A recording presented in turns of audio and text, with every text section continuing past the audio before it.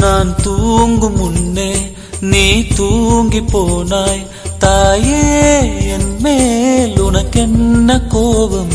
கண்ணான கண்ணே, என் தெய்வ பெண்ணே, கண்ணில் தூசி நீ ஊத வேண்டும்.